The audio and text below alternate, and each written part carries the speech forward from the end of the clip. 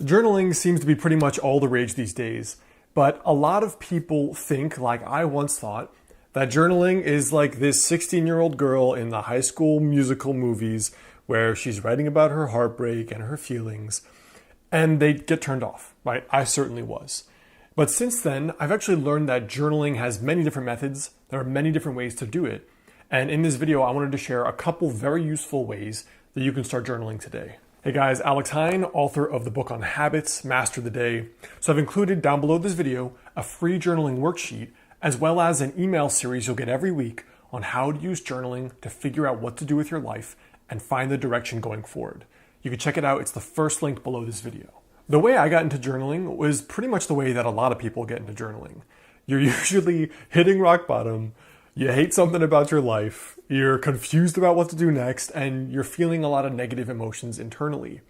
For me, it was around 2012, where I just moved back from China, which I thought I was going to move there and stay there for 10 years, become a monk, a mystic, a kung fu master, and then come back when I was this ultimate sage badass. Now, when that journey ended after just a year, I came home and I moved back home, now in my mid-20s, and now I'm like, well, what do I do with my life?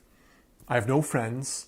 I don't know what steps to do next. I feel embarrassed because I'm back with my parents, and I feel confused and just all these negative emotions every single day. And I felt afraid of making the wrong decision, but unfortunately for me, that just resulted in me making no decision. So that is the time in my life when I started journaling.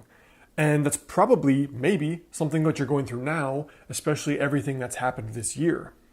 But I wanted to share a few of the ways that I've used journaling since, as well as my very, very brief morning journaling routine. So at that time for me, the number one use of journaling was to get my confused thoughts on paper. And I still think that's one of the best ways to use journaling.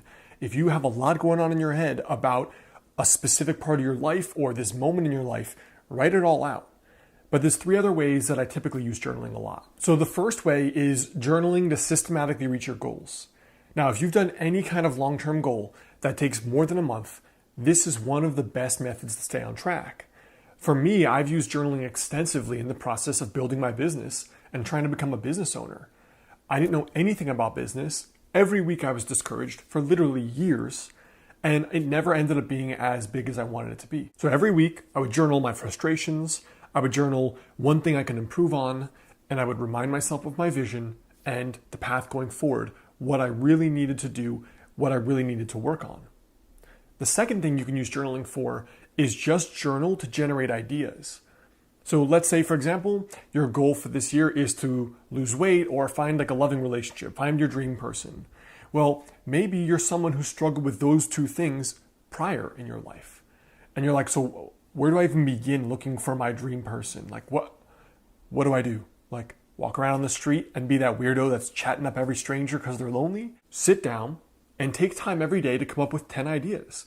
How can I have more social interactions in my life this year? I'm going to volunteer on the weekend. I'm going to get a cute puppy and go to the dog park.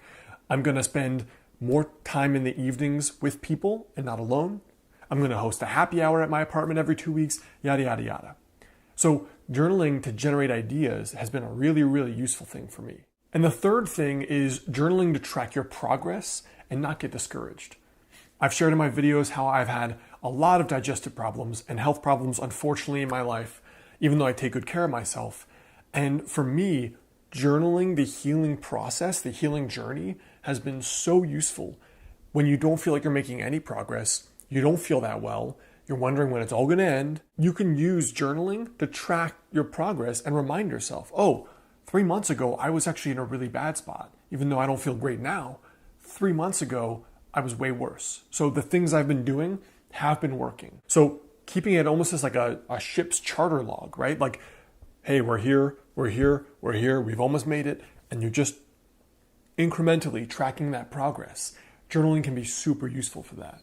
So getting started, I would recommend just find one journaling exercise that you can do daily that's simple, that's related to your goals and what you want to do, and then do that repeatedly, predictably every single week, or ideally every morning. So for me, for example, in the mornings these days, my morning routine is pretty simple, but the journaling aspect of it is I just write down my intentions for the year, and then I write down my main goals, and then any ideas that come to me on how I can actually reach those goals. So, for some days, my morning routine is I'm tired as hell.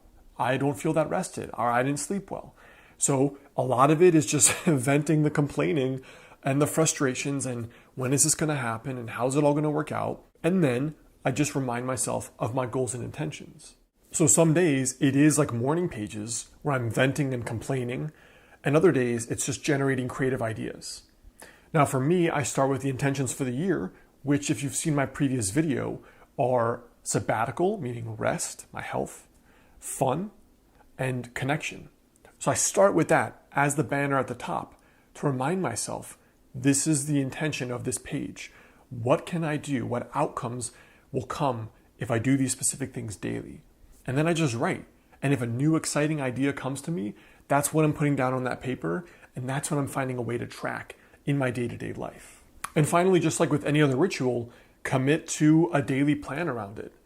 For me, these days in 2021, my morning routine is very streamlined. I do 20 minutes of Qigong or exercise. I journal for 20 minutes using this exact method. This is what I want this year to look like. Am I on track? Is what I'm doing working? What other new creative ideas do I have to do? And then finally, it's either listening to an audiobook while I go for a walk outside in some fresh air, or it's reading a book that's growth-oriented, personal development-oriented, or something that just really gets my head focused and in the right place. And just by doing that, journaling can be a really good focal point for my day to stay focused and consistent with my goals and my intentions. The more crazy life gets, the more you have to be disciplined about doing this. So I hope that helps. It's a super beginner, really basic journaling routine that can help you. Again, I've included a free journaling worksheet down below this video, the first link. You're also going to get a weekly email, a journaling series on how to use journaling to kind of design your dream life. So you can check it out right below this video. And I have 2 related recent videos on this topic right over here.